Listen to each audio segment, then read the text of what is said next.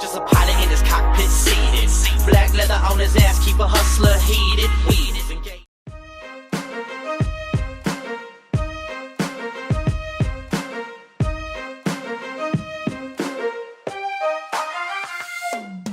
Hello everybody and welcome to the channel. So today obviously what we're talking about is prepping.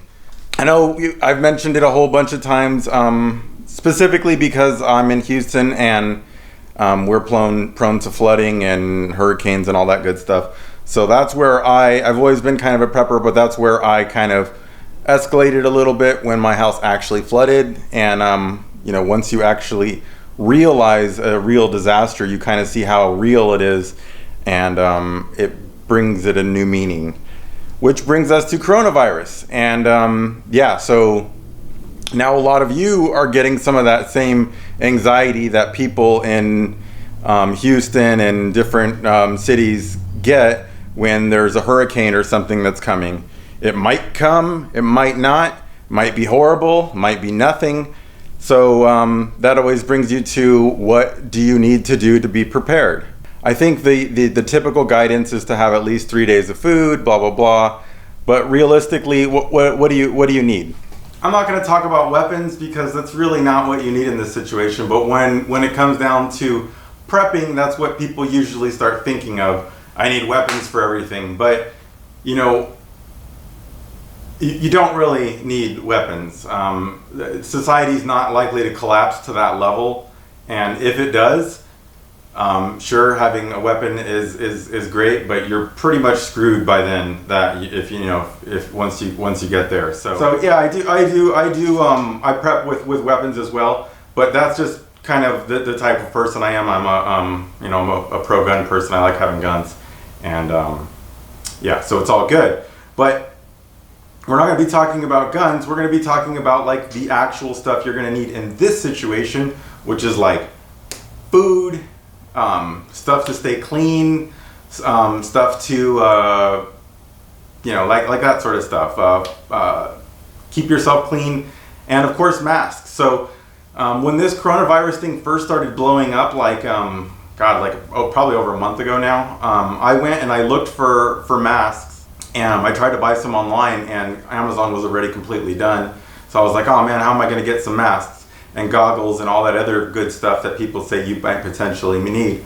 So where I was actually able to go was Harbor Freight, and there I picked up a couple like dust masks, nothing that would actually work, but you know, hey, in a pinch, it's all you got. And now I'm one of those people that are prepping and hoarding, as they call it.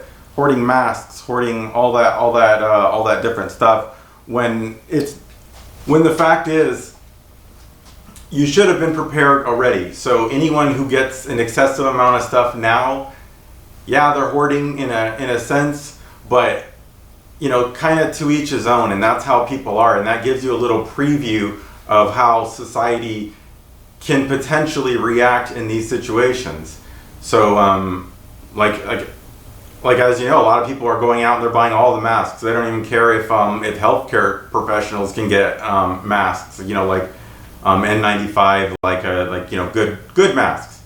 But people just don't care, and that's what everybody's going to find in these situations. People don't really care about the person next to them until they're taken care of. So that's the caveat. Like, people want to take care of themselves, then they'll take care of other people. When we had our house flood, we had an outpouring of support from the community and friends and family and everything to help us out, and it was all good. But in this particular situation, I think you might be more prone to see a larger scale issue, given that this coronavirus can potentially affect everybody around you, and not just like a few pockets, like here it flooded, here it didn't, so my house was good, so I went and helped my buddy whose house wasn't good. It's not going to be that sort of situation. There's going to be, everybody's going to be affected to some extent, you know, if not just by fear alone. So just some things to keep in mind, that this is a big unknown in modern society, so don't let anyone tell you what's going to happen or how people are going to react. We haven't had a pandemic in modern times of this scale, even to where it is at the moment. And we all know it's getting bigger. It's blowing up in Washington right now. I think we're up to like 6 deaths or something like that. So don't let anyone tell you what is going to happen. Everybody's just guessing. And even when it comes down to the virus and how it spreads, a lot of people are just guessing. So keep that in mind. Don't take any information you get as absolute, because there is so much unknown. And just because you hear what sounds good to you, don't take that in face value and run with it if it's putting you at risk. Always go with worst case scenario, because right now there's a lot of speculating going on. I've been following it quite a bit. There's a lot of speculating going on. Okay, now I've slipped into some normal clothes so I don't look like an idiot, but still got the vest on. But so today we're going to talk about what we need to what to buy, and I'm going to talk about some creative ways to try to achieve stuff in some of the stores you have to think of if you're running into stuff out of stock that you're looking for. So like if you're looking for like toilet paper, think of like outside the box, like little hole-in-the-wall grocery stores. Gas stations tend to have that stuff, and a lot of the times it won't sell out like big stores will. That's the same thing when you're looking for water. Look for any sort of place that might carry that stuff, even if it tends to be at a higher price premium. A lot of the times you can get it.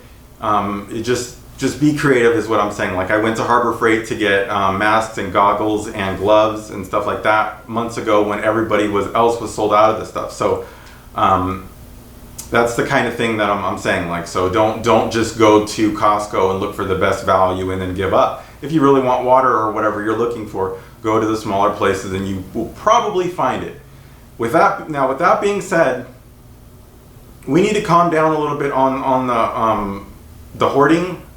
I think not that people need to stop hoarding, but I think the officials right now are where normally, this is kind of interesting. Normally you always hear people say to prepare, have plenty of food and water and blah, blah, blah on hand. Right now everybody's urging you to not buy excessive amounts of stuff.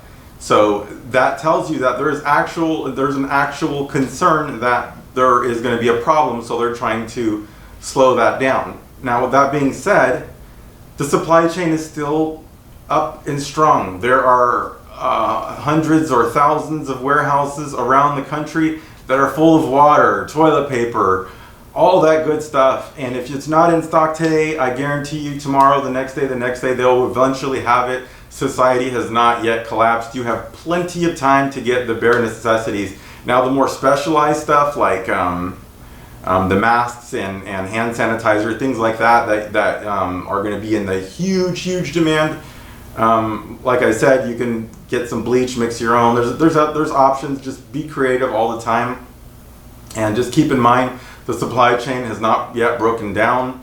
I've seen, and anyone who's been in an area that's experienced disaster, you can see how the stores can be completely sucked of everything, and then in just a couple days it's back to normal. So just no one panic.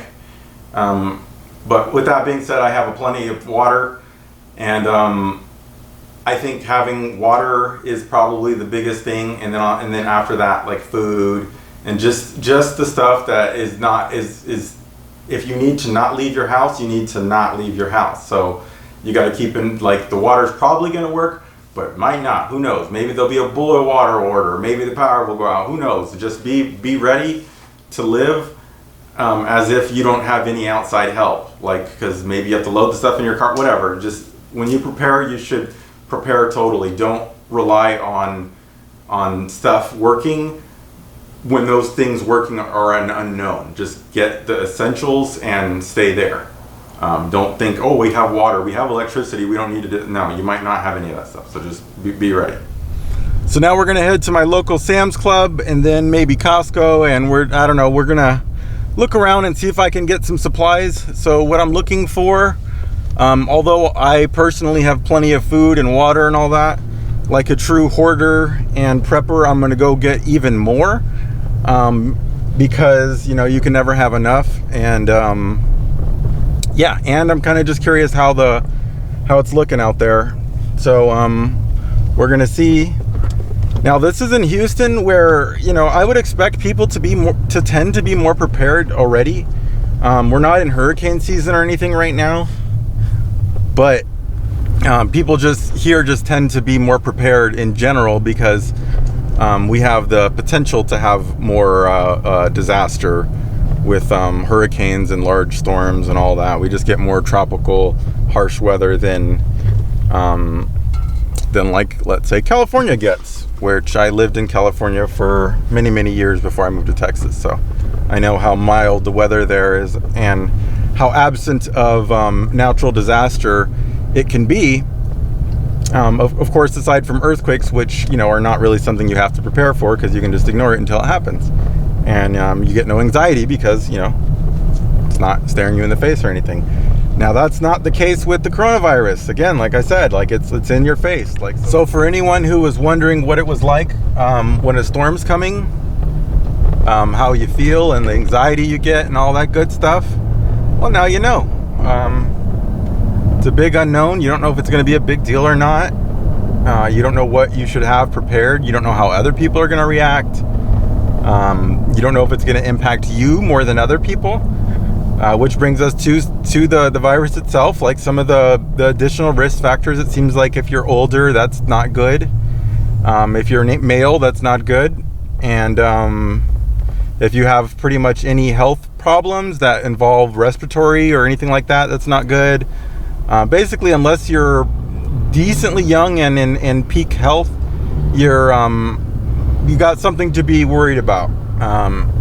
If you are in peak health and you're young, you know, probably under 30, you probably don't have that much to worry about whatsoever. Even if you get it, it's not going to be good. But with that being said, it sounds like this isn't like chicken pox where you just get it once and you're all good.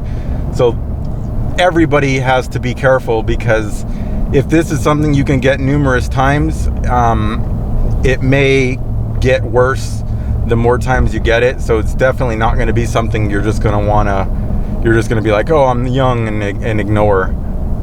You're not going to want this, I'm guessing. But like I said, a lot of misinformation. No one really knows what the hell they're talking about, including me. Just repeating some of the stuff that I found, which may or may not be right at the moment. Constantly changing. So there you go.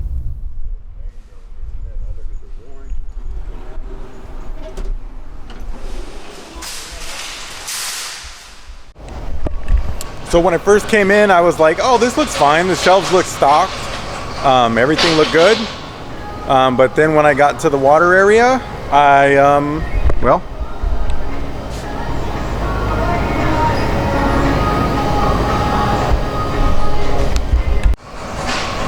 so I found some water they do have. So check that out. They got some Zit. It's all the water they have. These 4-gallon purified members marks. So I just talked to the dude. He says he has 2 trucks full of water coming tomorrow. And like I said, that's kind of like the way the supply chain thing works. Like if something's out, they'll just refill it. And I think most of the factories and everything where those goods that everybody's hoarding right now come from are fully operational. They're churning out all the toilet paper, all the bottled water, all the napkins and hand sanitizer or what other crap everyone's trying to hoard. It's still being pumped out. You got no problem finding that stuff. Don't need to hoard it that much, but I get it. But there you go. Even in Houston, where everybody tends to be more prepared, boom, no water.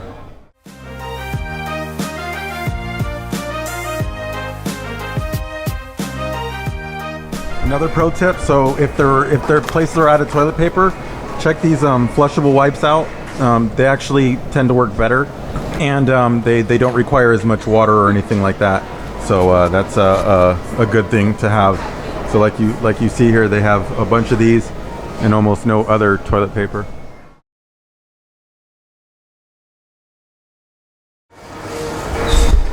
So the only toilet paper that's left is the Charmin Ultra Strong that people tend to not buy because it's overpriced. Well, not overpriced, but you know, the store brand is just a much better value. So I'll grab some of this just because it's left.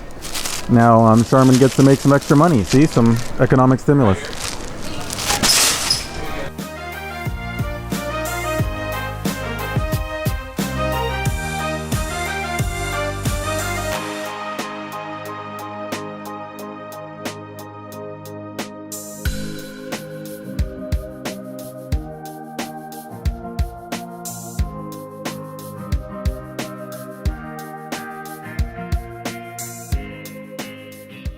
So again, you can tell that the level of desperation is not very high because you have stuff like this. All the different kinds of liquids that you actually get when people are truly desperate. Right now, people are just getting water, meaning that the level of desperation is very minor. Especially given that there's different types of water, like Evian. There's still some Evian left. So people are still looking for the value and not, desperate, like life and death. I need to get this water for my family to live. And of course, bleach is out, which kind of outlines the true concern that everybody has.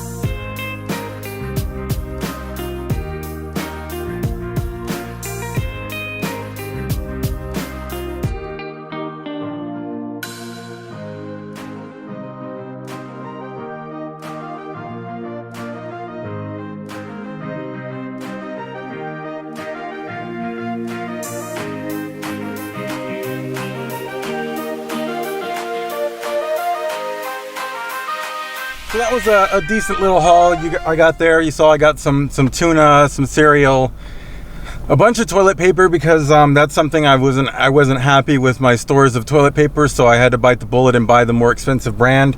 And that kind of goes to show you what I'm talking about. Like, be creative. Like, sometimes you might not be able to get the product from the store or the particular brand you like or whatever it is, but if you want the stuff bad enough, you need to like think outside the box, especially if you want something like bleach. That's something that most little convenience stores attached to gas stations will have. It'll cost a fortune for a little tiny bottle, but if you really want it, it's there. This was a pretty interesting trip as far as getting a bit of the pulse on the community and how people, at least here in Houston, are taking the virus. Clearly, based on the items that are gone, water and bleach and cleaning products and stuff like that, that's what people are worried about, and rightfully so. I mean, that's really the stuff that people should be hoarding because that's what makes logical sense. So that's going to be it for now. I just wanted to share that with everybody. I'm getting my prepping going. As this increases, maybe I'll do another video on it, or maybe if anybody wants me to. But I'm just showing a little bit of what I'm doing, and that's just getting prepared with supplies because you don't know the exact scenario that's going to play out. Are they going to quarantine us? Are they going to, who knows what's going to happen? Like, we really don't know. So the only thing you can do is just get core essentials and hope that those essentials are the right things that you're going to need. So that's going to be it for now. Thanks for watching. Be sure to like and subscribe. Peace. Keep a hustler heated, weeded, engage in the pavement, rubber escorts like I'm seeking arrangement. Push the gas, escalate the gauges, escalate hits on a cam girl's page.